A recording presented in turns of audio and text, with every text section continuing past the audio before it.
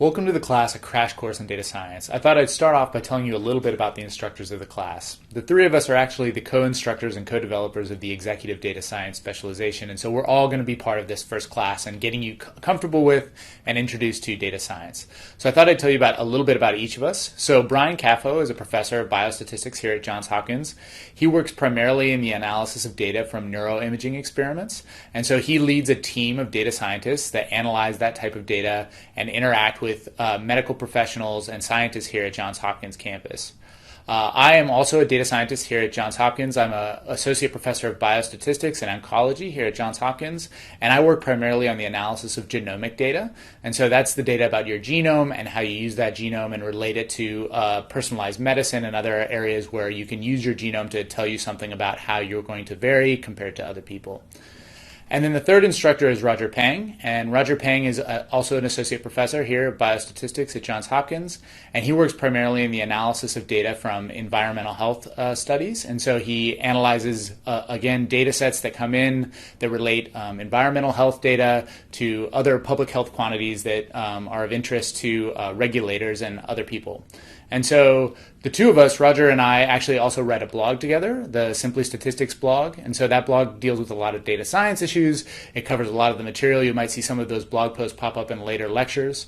And then the three of us also co-created the Johns Hopkins Data Science Specialization, which is actually a more low-level specialization focused on actually how do you actually do the grunt work of data science day to day. And so this overview in this class is going to be more like a crash course in the concepts of data science and how they apply and how you can use them when you're managing people. Welcome to the class. So this is a crash course in data science, and so the first question you might ask yourself is, what is data science? So this is a blog post that I wrote for our blog Simply Statistics that talked about how the key word in data science is science and not data. So the key issue when you're analyzing a data set or when you're trying to use data to help your business or to help your organization move forward is to know that data science is only useful when you're actually using that data to answer a specific concrete question that could be useful for your organization. So it turns out that this definition actually ends up in the actual definition of data science in Wikipedia. And as we know, Wikipedia is the main source of most people's information, so we literally define data science. A couple of examples of this will illustrate what I mean by what is data science. So one of the examples that you hear about a lot when you hear about data science is Moneyball. And so in Moneyball, the idea was, can we build a winning baseball team if we have a really limited budget? Now, they used quantification of players' skills and a new metric that's more useful to answer that question. But the key underlying question that they were asking, the key reason why this was a data science problem was, could we use the data that we've collected to answer this specific question, which is building a low-budget baseball team? A second question would be, how do we find the people who will vote for Barack Obama and make sure that those people end up at the polls on polling day? And so this is an example from a study of the Barack Obama's data team, where they went and they actually tried to analyze the data and run experiments to identify those people. And they ended up being a surprising group of people that weren't necessarily the moderate voters that everybody thought they would be, that could be swayed to go out and vote for Barack Obama. And so this is again an example where there was a high-level technical issue that had been used to basically A/B testing on websites and things like that to basically collect and identify the data that they were used to answer the question. But at the core, the data science problem was, can we use data to answer this question of voter turnout and the right kind of voter turnout to make sure a particular team wins an election? So another data science question is the Netflix prize. So here the idea was Netflix wants to keep people watching movies. And so to get them to watch those movies, you need to keep producing recommendations of movies that they might like to watch after they've finished watching one. And so the idea here is, the question is, how can we show people movies that they'd like to see so that they'll keep watching? And then they use data, basically the preferences of other people like that person, to try to predict which movies that they would like. So this is another example where there were some technical, high-level machine learning techniques that were used to do these predictions, but at the core, the question was, how can we identify movies that people will like? And so I've talked a lot about how data science is about answering questions with data, and that's definitely true, but there are also some other components to the problem. So data science is involved in formulating those quantitative questions, identifying the data that can be used to answer the questions, cleaning it, making it nice, then analyzing the data, whether that's with machine learning or with statistics or with neural networks or whatever, and then communicating that answer to other people. And so another component of that that often gets left out in these discussions is basically the engineering component of it. So one example of that is this Netflix prize. So in the Netflix prize, they had a whole bunch of teams competing to try to predict how best to show people what movies to watch next. And the team that won blended together a large number of machine learning algorithms. In other words, they predicted the result with a large number of machine learning algorithms and then cleverly averaged them together. But it turns out that's really computationally hard to do. And so Netflix never actually ended up implementing the winning solution on their system because there wasn't enough computing power to do that at a scale where they could do it for all of their customers. So this is an example of how there are different components to the data science process. There's the actual data science, the actual learning from data and discovering what the right prediction model is. And then there's the implementation component, which is often lumped into data engineering, which is how do you actually implement or scale that technology to be able to apply it to, say, a large customer base or to a large number of people all at once. And so there are these trade-offs that always come up in data science, the trade-offs between interpretability and accuracy, or interpretability and speed, or interpretability and scalability, and so forth. So you can basically imagine that there are all these different components to a model, whether it's interpretable, simple, accurate, fast, and scalable, and you have to sort of make judgments about which of those things are important for the particular problem that you're trying to solve. And so another component of this is like being able to identify what's hype and what's not. And so this is an example of the hype cycle where, there's sort of the peak of inflated expectations followed by when everybody gets disillusioned with the technology and then a plateau of productivity. We're sort of just coming out to that part where data science, people really starting to figure out how to use data science to solve key problems. And so we're about to see a lot of productivity. You can kind of think about it as the 1999 for data science. So it's an exciting time to be involved in it because even relatively simple data science tools used well to answer very specific questions can have a major impact on you and your organization. Hi, my name is Brian Capo, and this is the lecture on what statistics is good for. Now, at the start of every class, we try to define concepts. So I went to the authority and asked Google what statistics was good for. And it came up with this: statistics, the practice and science of collecting and analyzing numerical data in large quantities, especially for the purpose of inferring proportions in a whole from those in a representative sample. And that's quite a mouthful.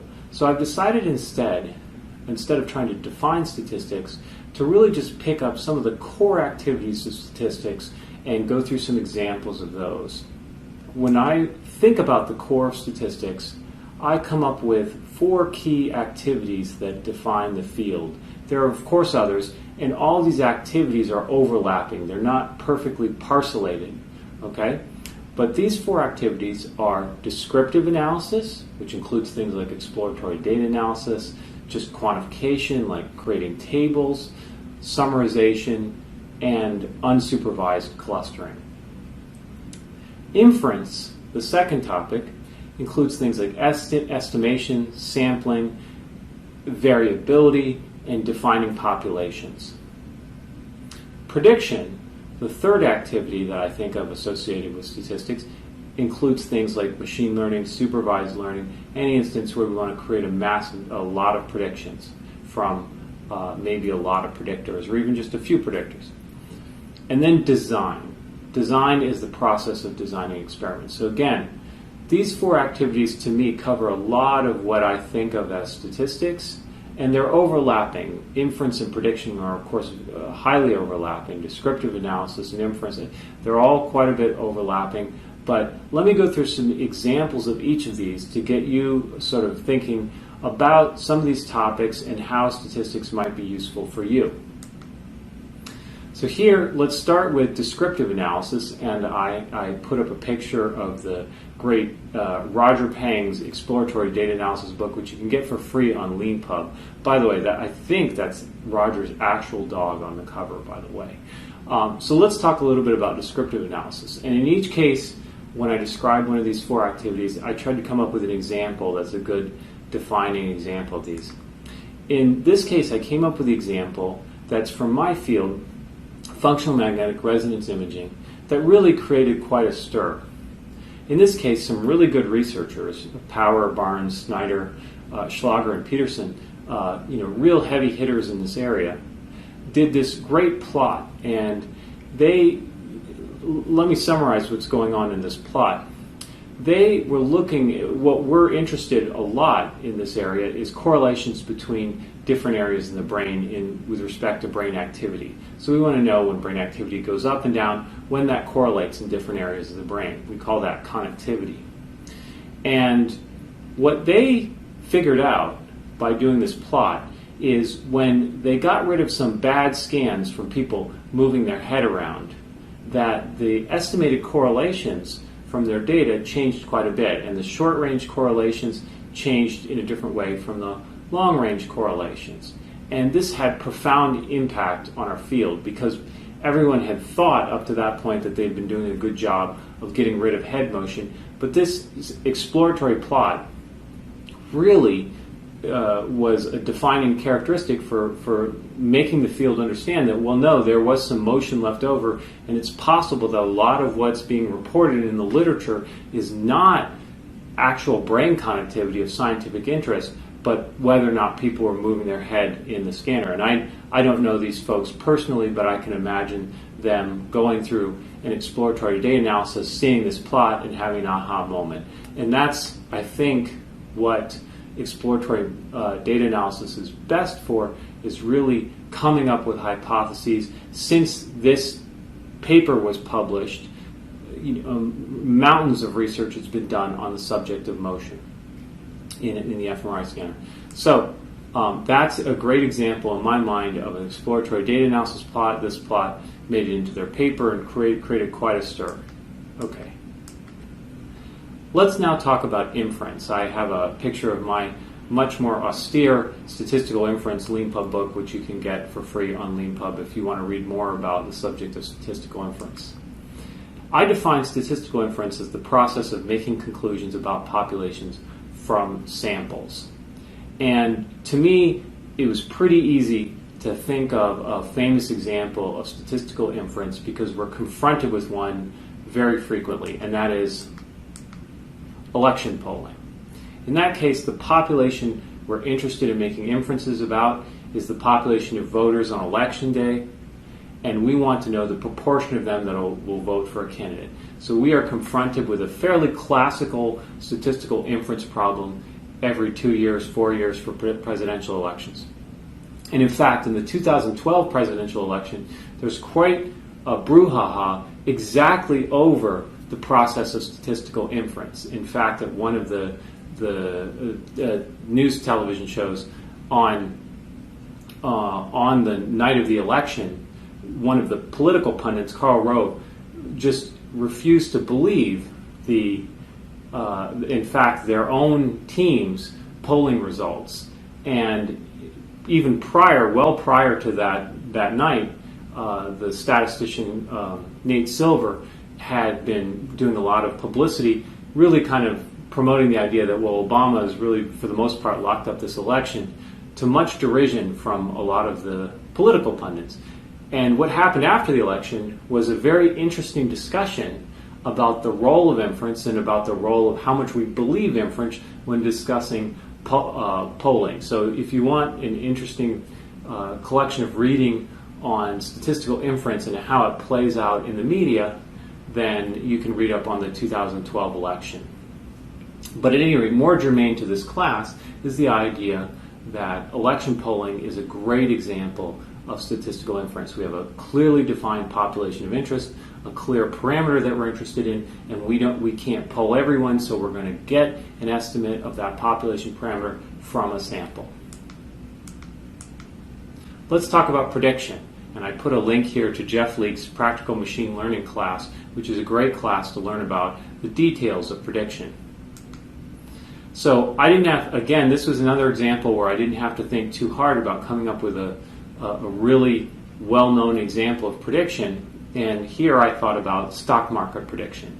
And I think to me, one of the characteristics of prediction over inference, because those two subjects bleed together quite a bit, one of the hallmarks of prediction is a move away from trying to understand mechanisms and models and a move toward trying to actually create predictions and really evaluate them with how accurate the predictions are, not how much of the unknown state of the world a model would explain. So to me, stock market predictions are a great example of this, because for many people who are predicting the stock market, what they really care about is simply the losses or gains, the monetary losses or gains that occur from the predictions.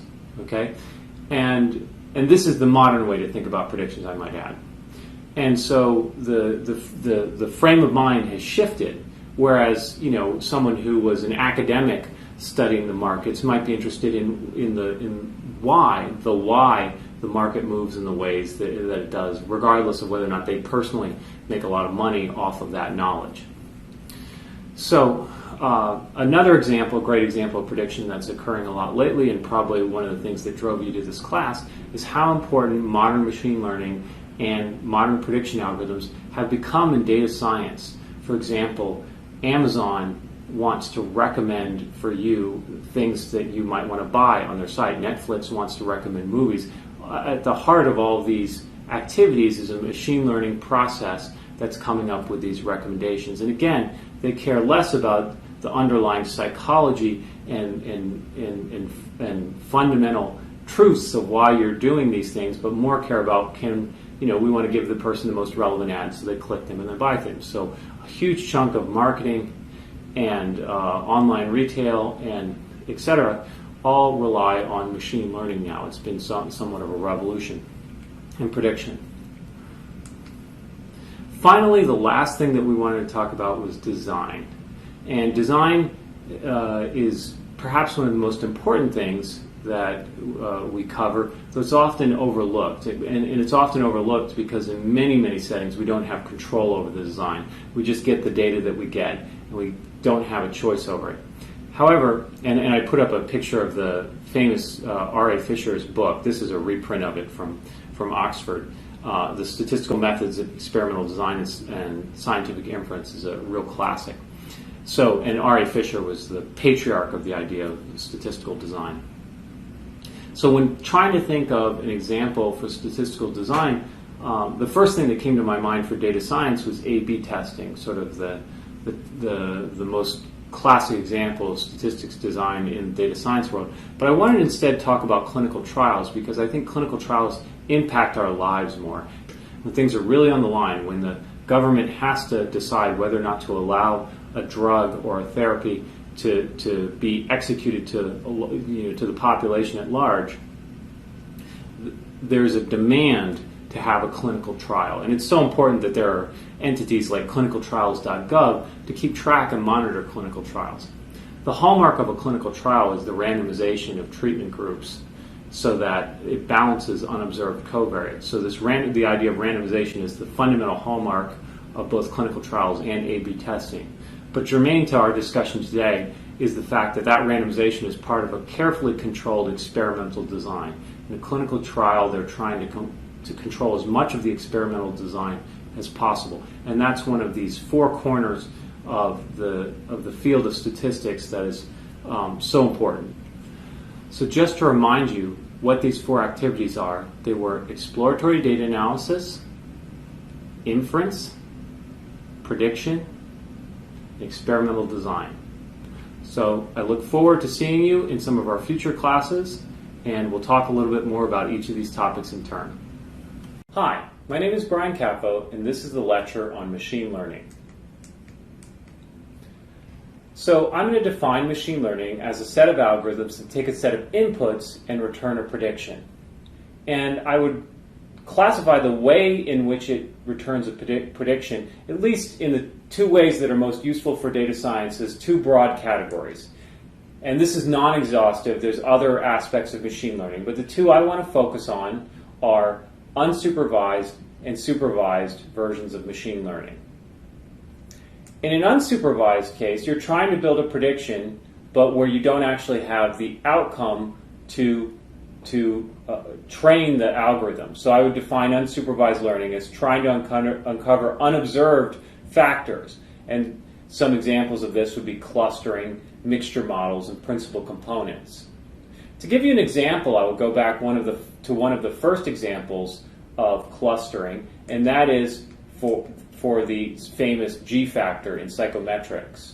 So people like Spearman, a famous psychometrician and statistician, used factor analysis to combine collections of questionnaire data to find that people who took these tests, these psychometric tests, tended to cluster. They hypothesized that these clusters represented some outcome, some unmeasured outcome that represents some kind of intrinsic intellectual ability. So this is one of the first examples of unsupervised clustering, done well before the advent of computers, I might add. If that's unsupervised clustering, let's talk about what supervised learning is. So supervised learning is using a collection of predictors and some observed outcomes to build an algorithm to predict this outcome when it's not observed. So some examples of supervised learning algorithms include random forest, boosting, support vector machines. So I'll try and give you a similarly old, maybe in fact older version of supervised learning, regression. And I give a picture of my regression book, which is free on LeanPub, which you're more than welcome to download. But the reason I actually put the book up here is because of the picture on the cover. And I like this picture quite a bit because it was taken from Francis Galton's original paper where he developed regression. In this paper, he was trying to predict the height of sons from the height of the parents. In some cases, some midpoint between the father and the mother's height. In other cases, just from the father's height.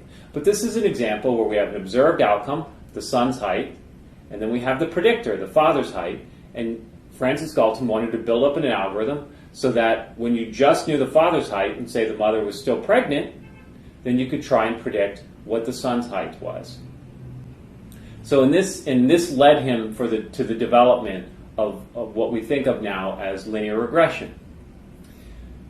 However, modern prediction algorithms can take thousands and tens of thousands of potential predictors to predict outcomes. Now, you need a lot of data to train up your algorithm, but that's been some of the real advances in this area. So in these cases, you would use a collection of outcomes and a large collection of predictors. You would build up this algorithm, and then you would then be able to predict the outcome in instances where you didn't have it. So you might want to predict stock prices in the future, but doing that, you're going to use historic stock pricing data with a lot of predictors to try and build up your algorithm. Okay? So that's machine learning in a nutshell. I'd like to contrast it because it seems very different. Many people are familiar with traditional statistics, but they're maybe a little less familiar with machine learning. So I'd like to contrast traditional statistics with machine learning. So in my mind, traditional machine learning, the main emphasis, at least let's focus on supervised learning, it emphasizes predictions. And then it tries to evaluate performance via the prediction performance. So unlike, and we'll talk a little bit about statistics, traditional statistics, how it evaluates performance. So there's a lot of concern for overfitting in machine learning, but there's not as much concern for model complexity. So if you have a highly complex model that's not overfitting and yielding good predictions, then there's more of a tolerance for that in the field of machine learning than there is in the field of traditional statistics. And so there's an emphasis in machine learning on performance and less of an emphasis on superpopulation models and generalizability that occurs a lot in statistics. So generalizability in machine learning tends to be obtained by applying the algorithm on novel data sets where you know the outcome and checking to see how good your predictions are, rather than on modeling and sampling assumptions that often occur in traditional statistics. And there's, of course, in machine learning, a concern over performance and robustness. So in traditional statistical analysis, let's contrast that now, this tends to emphasize not so much predictions, even if it's doing prediction, but emphasizes predictions or models as they relate to some superpopulation. You have a sample and you want to generalize it to some superpopulation that the sample was drawn from. So there's less of an emphasis on sampling of assumptions in machine learning. Traditional statistics tends to focus on a priori hypotheses where things like unsupervised learning tend to try to generate the hypotheses, right? The G factor generated this idea that there was intrinsic variability in intelligence. Traditional statistics tends to focus on simpler models over complex ones and tends to put a higher penalty on complexity than a machine learning algorithm does. In fact, the idea of a model seems already simpler than the idea of an algorithm, right? Just the words themselves, they seem like when I give you the word algorithm, it conjures up an image of something that's far more complex than the idea of a model. The idea of a model is a simplified version of something that's complicated. So there's a lot of emphasis in traditional statistics on parameter interpretability, and then an emphasis on the modeling and assumptions that go in to connect your data to the population you're trying to draw inferences on. And just like machine learning, there's concern over assumptions and robustness. So those are some broad distinctions between machine learning and statistics, though of course there's a lot of overlap. Let's just give you some examples of problems that occur where you could both approach them from a statistics perspective and machine learning perspective and talk about them. One of the most famous recent machine learning exercises was the Netflix prize. And here the goal was to predict movie choices from a large collection of instances where users rated movies. So you had the outcome data, and you had a lot of data on their viewing history and other things that might help you perform that prediction. So machine learning would build an automated movie recommender system, and success would be defined as anything that produces reliable predictions. Statistical analysis, on the other hand, would try to build a parsimonious and interpretable model to better understand why people choose the movies that they do. So you'd want something that was interpretable. You'd want to understand, this is the reason why this prediction works, is because because of this psychology. People have a tendency to like this kind of movie if they like this kind of movie, whereas an algorithm can tend to have a lot more complexity built in and may sacrifice some interpretability. Another example that I was engaged in was the Heritage Health Prize. In the Heritage Health Prize, we wanted to identify the number of days that patients would spend in the hospital in subsequent years, given their prior year's hospitalization rates and a large collection of their insurance claims data that led to their hospitalization and whatever other insurance claims they had. And in this case, if you're doing a machine learning exercise, which is how we approach the problem, we wanted to build an automated system for predicting hospital stays from previous claims. And all we want, success, is anything that yields reliable predictions for the next year. So when we predict for a person the next year, how long that we think they're going to be in the hospital, if that's a number greater than 0, we might want to do some sort of intervention. Statistical analysis, the goal will be to build a parsimonious and interpretable model to better understand why people stay in the hospital longer. So success would be anything true that's learned about hospital stays, whether or not it gives good predictions. Okay, statistical analysis you can have, for example, a great example of a statistical effect that would yield no significant prediction is, take for example, if a drug is shown to have a very small but positive effect for reducing the symptoms of Alzheimer's disease. That would be actually a huge success for the medical field. But knowledge of the effect is very minor, but statistically significant. That would be a huge effect. That would be a landmark study in the field of Alzheimer's disease. But if it was a really minor effect, knowledge of whether or not someone was taking that drug wouldn't lead to a good prediction of their Alzheimer's disease symptoms. Okay, that may be something like their age and other factors, their age and their family history of Alzheimer's disease and other things may be a better predictor of the likely severity of their disease than whether or not they're taking this drug. So that is an instance where statistical significance in a statistical model that's important may not lead to that important predictor being something that would be important in a machine learning algorithm. So I just want to emphasize that there's a big difference between these two approaches, even though there's a lot of overlap, and I think the biggest difference is just in how you're thinking about the problem and what you're concerned with. The last example I'd like to give is kind of a relatively famous one, which is Google Flu Trends. In this, the very clever people at Google tried to come up with a way to predict flu cases based on people's search history and try to predict outbreaks. So if in a particular area where a lot of ISPs traffic is relating to searches on Tamiflu, that might suggest an outbreak in that area. So success for an algorithm in this case would be anything that produces reliable predictions. And they had, for example, the CDC data, the historical CDC data, to build up the predictions to try and predict flu outbreaks in the future. I'm not so sure how this is held up, but nonetheless, that's how you would approach this as a machine learning algorithm. It's a very clever idea, I think. Statistical analysis, on the other hand, would instead try to approach the problem of trying to learn what predicts flu outbreaks, and anything true that was learned about that would count, regardless of whether or not it dramatically improved our ability to predict. So the goal would be to build a parsimonious and interpretable model to better understand the outbreaks, rather than to just get prediction performance. So if you built a model that was simpler and led to better understanding of what was going on but didn't lead to good predictions, that would be a beneficial outcome in statistical analysis. So some lessons learned are that both approaches are extremely valuable and they have their place.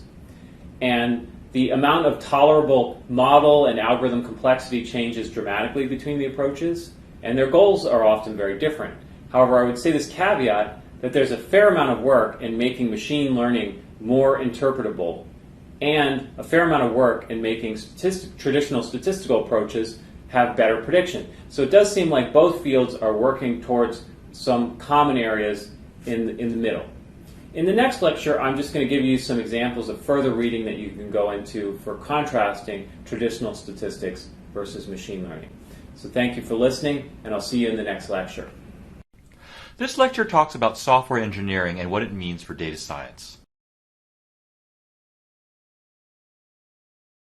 For a data scientist, software is the generalization of a specific aspect of a data analysis. So if specific parts of a data analysis may require implementing or applying a number of procedures or tools together, software is the kind of encompassing of all these tools into a kind of a specific module or a procedure that can be repeatedly applied in a variety of settings.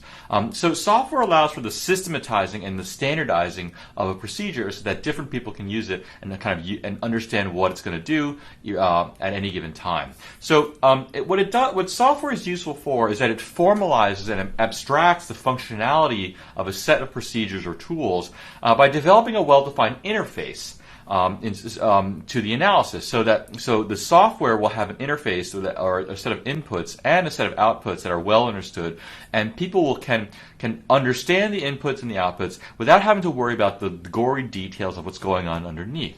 Now, they may be interested in those details, but the application of the software in any given setting will not necessarily depend on the knowledge of those details. Rather, the knowledge of the interface to that software is important to using it in any given situation.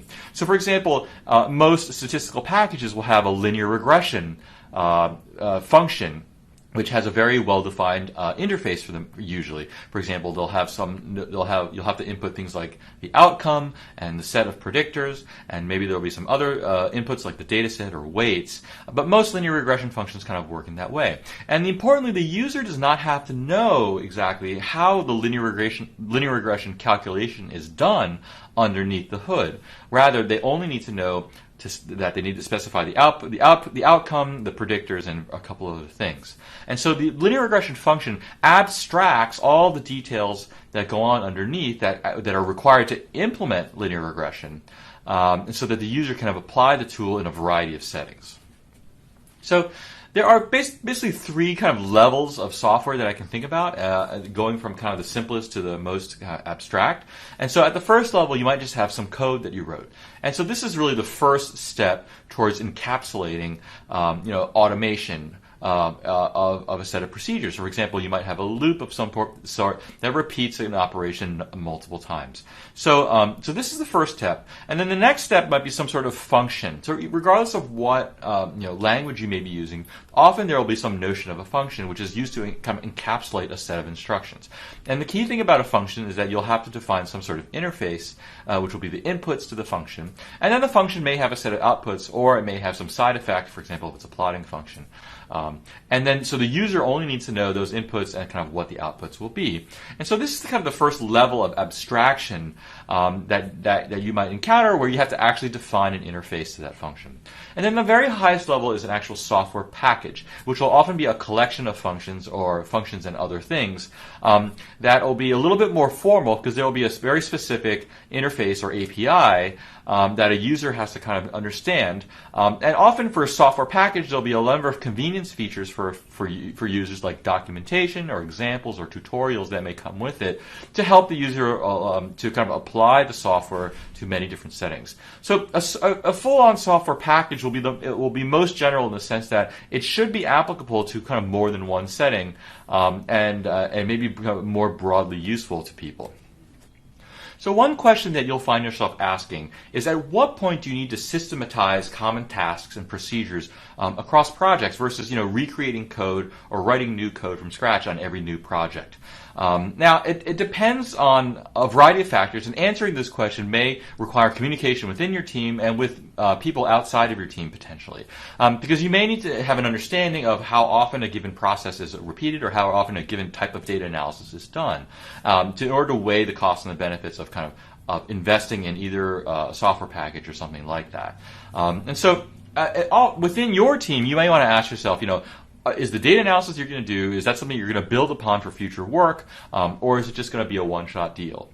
Now, in my experience, there are relatively few one-shot deals out there. Often, you will have to do a certain analysis or a certain type of analysis more than once, twice, or even 3 times.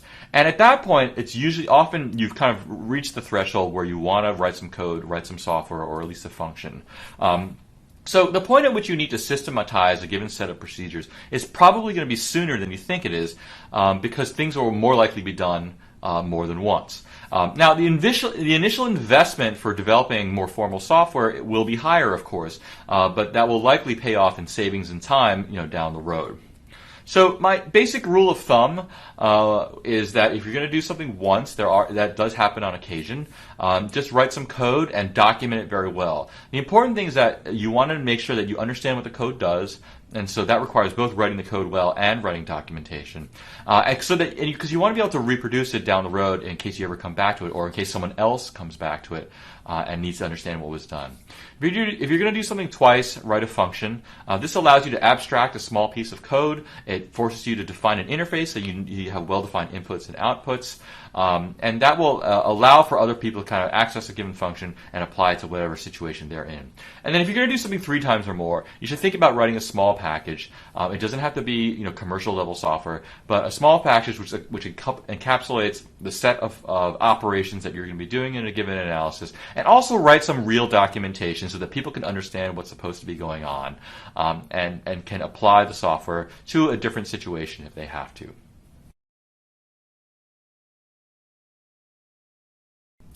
This lecture discusses the basic structure of a data science project.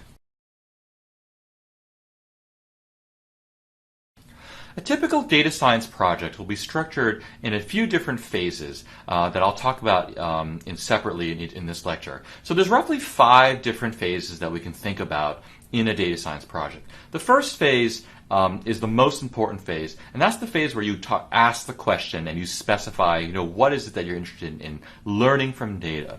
Now, specifying the question and kind of refining it over time is really important, because it will ultimately guide the data that you obtain and the type of analysis that you do. Part of specifying the question is also determining the type of question that you're going to be asking. So there are roughly 6 types of questions that you can ask, going from kind of descriptive to exploratory, to inferential, to causal, to predictive, and mechanistic. And so figuring out what type of question you're asking and what exactly the question is really influential, and so you should spend a lot of time thinking about this. Once you've kind of figured out what your question is, then typically you'll get some data. Now, either you'll already have the data, or you'll have to go out and get it somewhere, or maybe someone will provide it to you, but the data will come to you. And then the next phase will be exploratory data analysis. So this is the second part. And there are two main goals to exploratory data analysis. The first is you want to know if the data that you have is suitable for answering the question that you have. And so this will depend on a variety of factors, depending on kind of very basic things like, is there enough data? Are there too many missing values? Things like that. To more fundamental ones like, are you missing certain variables, or do you need to collect more data to get those variables, etc. The second goal of exploratory data analysis is to start to develop a sketch of the solution. And so if the data are appropriate for answering your question, you can start using it to kind of sketch out what the answer might be, to get a sense of kind of what it will look like. This can be done without any formal modeling or any kind of statistical testing or things like that, just to get a good picture of what it might be. The next stage, the third stage, is formal modeling. So if your sketch kind of works out, you've got the right data, and it seems appropriate to move on, the formal modeling phase is a way to kind of specifically write down what questions you're asking, what parameters you're trying to estimate. And it also provides a framework for challenging your results. So just because you've come up with an answer in the exploratory data analysis phase doesn't mean that it's necessarily going to be the right answer. And you need to be able to challenge that your results through a variety of approaches, whether it's sensitivity analyses or other types of analyses. So challenging your model and developing a formal framework is really important to making sure that you can develop robust evidence for answering your question. The next phase is interpretation. So once you've done your analysis, your formal modeling, you want to think about how to interpret your results. And there are a variety of things to think about in the interpretation phase of a data science project. The first is to kind of think about how your results jive with kind of what you expected to find when you were first asking the question. And also you want to think about the totality of the evidence that you developed. At this point, you've probably done many different analyses, you've probably fit in many different models, and so you have many different bits of information to think about. And part of the interpretation phase is to kind of assemble all that information, to weigh the different pieces of evidence to see, so that you know kind of which are more reliable or which are more important than others, and to get a sense of the totality of the evidence with respect to kind of answering the question. The last phase is the communication phase. And so any data science project that is successful will want to communicate its findings to some sort of audience. Now that audience may be internal to your organization, it may be external, it may be to a large audience, or even just a few people. But communicating your findings is an essential part of data science. Because it informs the data analysis process, and it translates your findings into action. So, and that's the kind of the last part, which is not a formal part of a data science project necessarily, but often there will be some decision that needs to be made or some action that needs to be taken. And the data science project will have been conducted in support of making a decision or taking an action. So that last phase will depend on more than just the results of the data science or the data analysis, but may require inputs from many other different parts of an organization or from other stakeholders. So ultimately, if a decision is made, the data analysis that was done will inform that decision and will support, and the evidence that was collected will support that decision.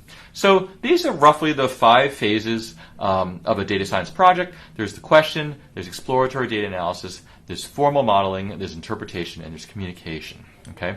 Now, there is another approach that can be taken. It's very often taken in data science project, and that is to really start with the data and to start with an exploratory data analysis. So often there will be a data set available, but it won't be immediately clear kind of what the data set will be useful for. So it can be useful to kind of do some exploratory data analysis, to look at the data, to summarize it a little bit, make some plots, and see what's there, and to generate some interesting questions based on the data. So this is sometimes called hypothesis generating, because it kind of produces questions that were not already there.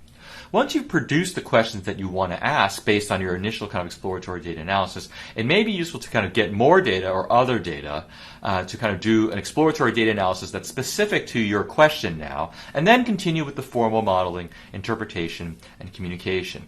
One thing that you have to be wary of is to do the exploratory data analysis in one data set, develop the question, and then go back to the same data set and pretend like you hadn't done the exploratory data analysis before, and come at it with, say, a fresh question that goes on to the rest of the stages. This can often be a recipe for kind of for bias in your analysis, because the question and the results were derived from the same data set. So it's important to be careful about doing that and to try to obtain other data when you're using the data to generate the questions in the first place. Okay, so this is the kind of secondary approach to data science that can be very useful and can often result in many interesting questions that are kind of generated from the data. So data science projects have a variety of phases, and it's important to kind of understand which phase you're in so that you can know kind of how to progress and how to move forward with any data science project. Hi. This is a brief lecture about the outputs of a data science experiment. So some of the most common forms of output from a data science experiment include reports, presentations, interactive web pages, and apps. For me, probably the most common output from a data science experiment is a report. And so let's, for each of these things, talk about the hallmarks of good output from a data science experiment. So let's focus on reports first. Ideally, reports should be clearly written. They should involve a narrative around the data, a narrative that goes from the data creation to the analysis to clear conclusions, or if there aren't clear conclusions, a discussion of why not. So the conclusions should be concise, and any details or sidebars should be left to a minimum, so omit unnecessary details. I think this is probably one of the biggest issues with a lot of the reports that I see. But one thing, again, in your domain, how and what is done for reports, there's going to be a lot of kind of terms of art and specifics of the art for your case. One thing that we'd like to harp on is something that's common across most settings, is the idea that the reports should be reproducible. The idea of reproducibility is that if someone goes back to the report and the analysis, the code that creates the analysis and the data can be embedded in one single document. And this document will help so that if someone tries to reproduce the report 2 months later, say with the same starting data set, they should get the same numbers. And these tools will help ensure that can happen. And some of the tools like IPython notebooks and Knitter and R are available so that you can help the people that you manage try to produce reproducible reports. In addition, there's a lot of benefits to reproducible reports, such as the documents tend to document the code very well because the documentation, the report itself, and the analysis are embedded in the same document. It helps people think about the analysis because they're thinking about the report while they're doing the analysis. So there's quite a few benefits to using some of these tools for reproducible research. The same set of criteria should also go for presentations as well. Presentations should be clear, they should involve a narrative around the data, they should have concise conclusions, and they should omit unnecessary details. And maybe less well known is that there's a lot of tools for reproducibility for presentations, just like there are for reports. I'm thinking in specific of Slidify and RStudio's Presenter, and some of these tools that make very beautiful, nice presentations that similarly embed the analysis and the presentation into a single document. And in addition to reproducibility, just like with reports, these have many side benefits of helping how you think about the presentation and archival purposes, many other benefits to this style of creating presentations. It hasn't caught on that much, not as anywhere near as much as the report writing has, but still it has many benefits. So I'm going to lump web pages and apps together as a single thing to talk about because I think you could make a fairly easy case that an interactive web page is just an app of a form. And these should be easy to use. They should have help pages or documentation. And some things that we're going to talk a lot about in this specialization are that the code should be documented well so that when you manage someone, and they leave, and someone else comes later on to maintain the app or the web page, they'll know how to do it.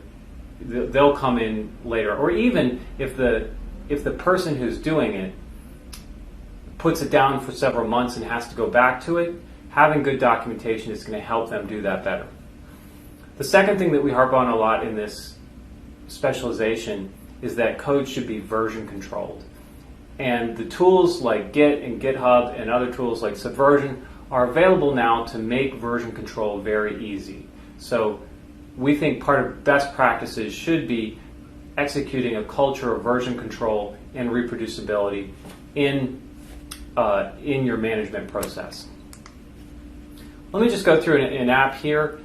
My former master student, John Mushelli, who's now a PhD student in the department working with Ciprian Cranichanu, he created this great app for the ENAR, the Eastern North American Regional Biometrics Conference, where they didn't have a website or an interactive website, so he scraped the PDF of the program and created this website. But it's very easy to use, the fields are all somewhat obvious, and there's a very clean design. Again, he's not going to win any awards for this, but it was highly useful for the collection of people at ENAR, and I think they try to contact him every year to do it again. Here's another great app that occurred in the data products class, and I want to kind of harp on one specific part of this app. This was created by Alex Lem, and this is an app that maps the Syrian refugee crisis. You click on a component of the map, and then it gives you some demographic information about the refugees. And this was well and beyond, I think, what was required for the data products class. So he really did a nice job with this, and you can see it's a very beautiful web page. But more than anything, he was very considerate to the users by creating some very nice instructions and a manual over here to the side. It's easy to use, but more importantly, it's very well documented exactly how to use the app. So I hope in this lecture you got a little bit of a sense of the kinds of things that could be output from a data science experiment, the sort of, we like to call them data products that could result, and maybe some insights, at least some of the insights that we have about what make for good data products. Thanks again, and we'll see you in the rest of the class. Hi, my name is Brian Caffo, and this is the lecture on defining success in data science. So let's talk about success versus failure in data science. So the positive results of a data science experiment, the most positive results of a data science experiment, is new knowledge is created. But even better than that is that actionable decisions are made off of that new knowledge. So decisions are made based on the outcome of the data analysis. Ideally, these decisions, the new knowledge, or the product from the data analysis has impact. And I would define another form of success that seems less clearly successful, but still is successful nonetheless, which is if you determine that the data cannot inform the decision in question, or the knowledge that you'd like to gain. If that's conclusive, then you know where else to look. So that is a form of success. Maybe it's a negative form of success, but it is a form of success. Let's talk about the opposite. What are ways in which data science experiments can really be unsuccessful? Well, the decisions are made in the opposite of the direction of clear evidence. That's probably the worst output of a data science experiment, where all the evidence is clear and the decisions are made in the opposite direction. Another problem is that maybe the results are equivocal. So the study is maybe underpowered, or maybe you didn't measure what you would hope to or what you'd like to have measured. And so even though you get conclusive results, the measurement is off by a little bit. So these things can all happen and lead to a result that neither supports nor refutes a set of hypotheses. Also, in these cases, the decision would not be obvious. Another instance is just where the uncertainty just prevents new knowledge from being created. I would emphasize that a lot of the things that we're going to talk about, data science in the ideal versus data science in real life, is covered in week 4, the 4th class of the specialization called Data Science in Real Life. So in this lecture, I'd just like to go over some examples of when data science was a real success, and maybe some examples where data science wasn't so successful. Well, actually, I don't think I cover any where it wasn't so successful, but I cover an instance where some negative things happen. I think if anyone were to ask anyone about defining success in data science, the first thing that comes to everyone's mind is Moneyball. And if you haven't heard of Moneyball, and I promise I'll have some other examples as well. But if you haven't heard of Moneyball was this brilliant novel written by Michael Lewis on the Oakland A's baseball team and their manager, and how they started using data science to help them improve their performance. And here's this great plot from 538 where it shows the standard deviations from the average payroll of the teams versus the win percentage. So if you look at Oakland, the clear outlier of this relationship, it's one standard deviation below the average payroll. It is well above what would be expected for the win percentage for that team. Now, it's not the best. Way up in the right is the New York Yankees or the Red Sox or something. I think it was the Yankees on the upper right that had the highest payroll and the highest win percentage. But Oakland was well above what would be predicted from them based on using data science in their organization. Okay, so that's a very famous example. Now, if you haven't read that book, it's a great motivating book for the field of data science. But I want to cover one of my favorite examples of a data scientist, maybe one of the earliest examples of a data scientist, and that was Florence Nightingale. So you've probably all heard of Florence Nightingale in her fabulous work as a nurse, but you may have less likely have heard of her contributions to the field of statistics and graphics. And this is one of her beautiful graphs that she created here. She's one of the really early developers of modern graphs. And anyway, there's a lot written about it in some of the books, like Tufte's books on graphing, and it's great reading if you want something interesting to read up on. But in this particular graph and in this set of work, she showed that the British soldiers in the Crimean War, were more likely to die from cholera than they were to die on the battlefield. And this was in a report that she gave to the royalty that actually changed policy. So this is a great example of using data, creating visualizations, and an early example of data science to impact policy. And I would say this idea of using data science to inform infectious disease prevention is very old and has had its ups and downs. And so let's talk about one of the downs. Another one of my heroes is this person right here, Semmelweis. Semmelweis was a physician, but he was also a very astute scientist. And he was concerned about the rates of infections when contrasting two clinics in his area two clinics for pregnant women. And he wanted to figure out why the outcomes were so much worse for one of the clinics. And he used the data, and he used a lot of scientific and critical thinking to figure out, well before the advent of the germ theory of disease, that it was the fact that the medical students were operating on the cadavers and then treating the women were actually carrying over some sort of infection, or he called it something with the word cadaver in it, some sort of cadaverous infection, because they hadn't, this was before the germ theory of disease. So at any rate, what's negative about this, I mentioned that this was negative. What was negative about this was that, and his solution was hand washing. And what was negative about this was that policies about hand washing weren't executed till well after this research, well after his death. Even now, there's still a lot of work being done trying to enforce hand washing in hospitals to prevent infections. So his work has this long legacy, and this long legacy that's still being researched, and unfortunately it was a long time and a lot of lives were lost by virtue of ignoring what was clear data. And especially, even if this data wasn't the clearest data, the data piled up on top of it afterwards. And so this maybe wasn't the best example of the successful outcome of a data science experiment, despite the experiment actually being conducted well. I wanted to also talk about another instance from an alumni from our department, this physician here named Dori Segev, who actually also got a master's degree in biostatistics along the way. And he has several great examples of using data science to inform decisions and policy making.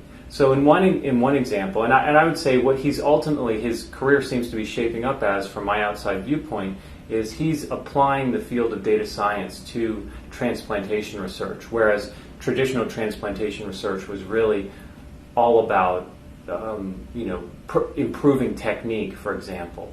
He's really working on databases and performing a lot of statistics on large populations of transplant recipients and donors, etc., and really impacting policy. So in essence, he's moneyballing transplantation in a lot of ways. And one really great success he had was to help get policies enacted to allow for HIV positive patients to be donors just for research purposes, to understand whether or not they can be donors to other HIV potential kidney recipients. And so this was, he did some data science work on estimating the potential pool of HIV-infected deceased organ donors, and this led to new legislation, and here's President Obama signing it, this is going to allow researchers to study this phenomenon and may, in the long run, save quite a few lives. I would say, also, here's this, I put a link here, here's this cute documentary created by Andrew Rosario on Dory and his wife, who's a computer scientist at the Naval Academy, and on the problem I'm about to talk about, which is another really great data science success. So watch this YouTube documentary, it's really great. So at any rate, another thing that they studied was considering this problem. So here I have two shades of red. The first row is a couple. The left member of the couple, let's say they're spouses, the left member of the couple wants to donate a kidney to the right member of the couple. And the same thing is true for the second row. However, they're not matches, so they can't be donors. However, imagine the case that the pair of them could be donors to the others, and you can imagine mining a data set to do this. Then you could put everyone under the knife at the same time and do the donation, do the donation this way, so the second spouse gives it to the first spouse's recipient, and vice versa. And there's nothing that would stop you from stopping at pairs of kidney donation. You could, for example, do 3 where none of the pairs would match up, but if you had 3 that matched up in the right way, you could do it. Well, Summer, his wife, who's the computer scientist at the Naval Academy, wrote the algorithms that mined the donation data set to find, and the potential donors, to find large collections of matches of pairs of kidney matches in ways that would work out. And Dory and other members of the transplant teams here at Johns Hopkins have done extremely large multi-way simultaneous kidney transplantations. Many of them were reported on the New York Times. So I think this idea of moneyballing transplantation is really transforming the field, and it's really, and I have to say, it's just great to see one of our alumni, even if we're only a minor part of his education, doing such great work, and especially applying biostatistics and data science in such a profound way. I want to talk, this is another example from biostatistics, an example where the measurement can't do what you'd hope for. And this is my friend and colleague Martin Lindquist. We work in the field of fMRI, and something that a lot of people want to do is say, when this area of the brain activates, then afterwards this area of the brain activates. And what Martin basically proved, using a collection of data science, physics, and biology, was he showed that that's not actually possible with the measurements that are being collected. So that's a negative result in a sense, because what everyone wants to do has been proven can't be done. However, in a positive sense, this has shed light on, not wasted a lot of people's time now trying to do this, and it was an important result. And also, people who wanted to do this have, continued to try to refine the technique, the way in which the data was collected, to improve it. So I just want to reiterate this point, that another way in which success can occur in data science is if you can demonstrate that you can't answer the kinds of questions that you want to with the data that you have available to you. And I want to end on a more positive note, that on this idea of impact. And one of the best ways that a data science experiment can have impact is if the product of the data science experiment is some app that everyone uses. And I just want to make a plug for my own class and the other Coursera data science specialization that we teach, called Data Products, Developing Data Products. And in the data product class, you can you create an app, a data science app, and sometimes people tweet them out on Twitter. If you go to #MyDataProduct, you can see some of them. Here, I took this one from this one that I liked. I picked one relatively at random, but I liked it because it had lots of dials and inputs. Where this student Brent put in, you can put in a lot of various factors and get your retirement savings, get a retirement savings goal out of it. So, and at any rate, some of the, of course, some of the most well-known examples of data science apps are all the recommender systems that occur when we purchase goods from online retailers and things like that. So one of the best ways to have an impact is to create an app, and we're seeing that so often now in our lives, it's hard to even enumerate them all. I think it's hard to even go through a day without using a data science app. Okay, so in today's lecture, we talked a lot about different ways in which data science can be successful, and maybe even a few where it can be a little less successful. If you want a lot more discussion about what to do when your data science experiment is a little bit foggier, the week 4 class, Data Science in Real Life, will cover that. However, in this case, I hope this gets you thinking about, for your own data science experiments and the ones that you're managing, what would define success. Thanks, and I look forward to seeing you in some of the next lectures. This lecture is about the Data Scientist Toolbox. So by the Data Scientist Toolbox, I mean the collection of tools that are used to store, process, analyze, and communicate results of data science experiments. And so the first thing that we're going to talk about is where do you actually store the data. So data are typically stored in a database. For a small organization, that might be a single small MySQL database. And for a large organization, it might be a large distributed database across many servers. And so I'm showing you here an example, the Postgres database, but there are a large number of other options. The key take-home message here is that in the database, the data are stored and backed up. Usually most of the analysis that takes place and most of the production doesn't actually happen in the database, it happens elsewhere. So you usually have to pull it out with another programming language to pull the data out of that database and analyze it.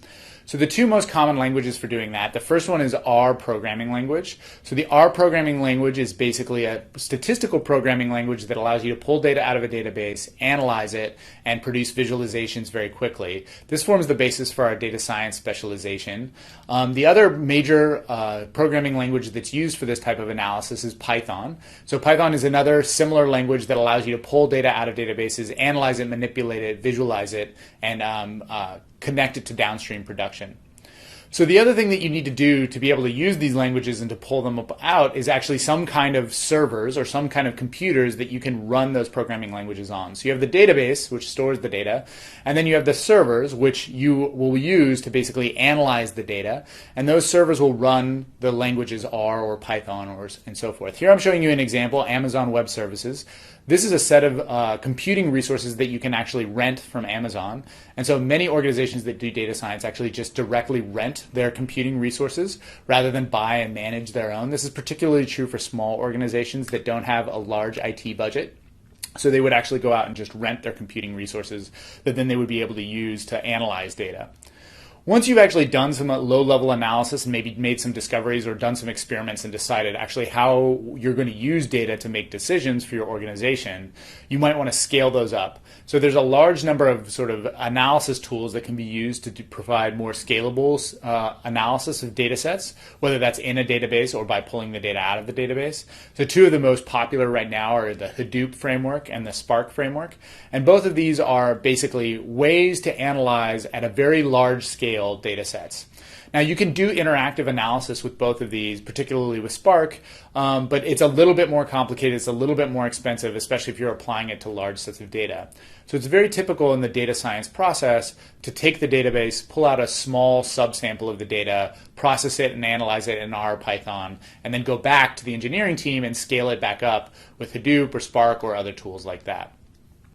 So the next tool that is in the data scientist toolbox is actually communication. And so a data scientist or a data engineer has a job that's typically changing quite rapidly as new packages and new sort of tools become available. And so the quickest way to keep them up to speed is to have quick communication and to have an open channel of communication. So a lot of data science teams use tools like Slack to communicate with each other, to basically be able to post new results, new ideas, be able to communicate about what the latest packages that are available. And then data scientists are frequently going to the internet to search for, how do I do this really, what seems like a very simple task? How do I match IDs together from two different log files? That might not be something that they know how to do, but there are a large number of sort of help websites like Stack Overflow that allow people to go out and sort of search for the questions that they need to answer, even if they're quite technical and quite detailed, and get answers relatively quickly. And that allows people to sort of keep the process moving, even though the technology is changing quite rapidly. Once the analysis is done and complete and you sort of want to share it with other people in your organization, you need to do that with sort of reproducible or literate documentation. What does that mean? It basically means a way to integrate the analysis code and the figures and the plots that have been created by the data scientists with sort of plain text that can be used to explain what's going on. One example is the R Markdown framework. Another example is IPython notebooks. These are ways to sort of make your analysis reproducible and make it possible that if one data scientist runs an analysis and they want to hand it off to someone else, they'll be able to easily do that. You also need to be able to visualize often the results of a data science experiment. So the end product is often some kind of data visualization or interactive data experience. And there are a large number of tools that are available to build those sorts of interactive experiences and visualizations, because the end user of a data science product is very often not a data scientist themselves. It's often a manager or an executive who needs to handle that data, understand what's happening with it, and make a decision. So there's a large number of tools. I'm showing one here, Shiny, which is a way to build quickly data products that you can share with people who don't necessarily have a lot of data science experience. And then finally, most of the time when you do a data science experiment, you don't do it in isolation. You want to communicate your results to other people. So people frequently make data presentations, whether that's the data science manager, the data engineer, or the data scientist themselves, that actually explains how did they actually perform that data science experiment? What are the techniques that they used? What are the caveats? And how can it be applied to the data to make a decision like you'd like to? You've probably heard a lot about data science and big data, and there's been a lot of hype around these areas. And so I think what that's done is it's sort of inflated expectations about what data science and data can actually accomplish. And I think overall that's just been a net negative for the field of data science and for big data. So I wanted to talk a little bit about what are the questions you can ask to separate data science hype from data science hope. And so if you look at the sort of the hype curve, the traditional hype curve that people talk about, I think that we've seen a lot about inflated expectations. And we're sort of just now coming out into this sort of productive plateau where people actually know what to do with data. They know how to do data science. So it's a perfect time to start, managing those teams and managing expectations in a way that's really clear and really focused. So the first question you need to ask yourself is, what problem have you solved ever that was worth solving, where you knew all of the given information in advance, where you didn't have a surplus of information and have to filter some of it out, or you didn't have insufficient information and have to go find some. And so that's the kind of the key, that's at the heart of data science. That's actually a quote from Dan Meyer, who was talking about mathematics education, but it's also at the heart of data science. It's basically trying to decide, what information do you have, is it useful, and then what information do you need and can you get it? So the first question is, what is the question you are trying to answer with the data? So if someone comes to talk to you about a big data project or a data science project, and they start talking about it, the hottest new cool technology they can use to do distributed computing and analyze data with machine learning, and they throw a bunch of buzzwords at you, the very first question you should ask is, what is the question you're trying to answer with data? Because that really narrows the question down, and it filters out a lot of the hype around what tools and technologies people are using, which can often be very interesting, fun to talk about. I like to talk about them too, but they're not really going to add value to your organization. The second question to ask is, once you've identified what that question is you're trying to answer with the data, and this is the really hard one, is do you have the data to actually answer that question? So often the question that you want to answer and the data that you have to answer it with are not actually very compatible with each other. And so the first question you have to kind of ask yourself is, can we get the data in a shape where we can actually answer the question we want to answer? And sometimes the answer is just no, in which case you kind of have to give up. And so if you want to decide on whether a project is hype or whether it's reality, you need to decide, is the data that people are trying to use actually relevant for the question they're trying to answer? And then the third thing that you need to answer is, if you could answer the question with the data that you have, suppose that you could perfectly answer, you knew that you could do that. The question is, could you even use the answer that you've collected? So this goes back to that idea from the Netflix prize where there was a solution to the problem of predicting which videos people would like to watch. And it was a very, very good solution.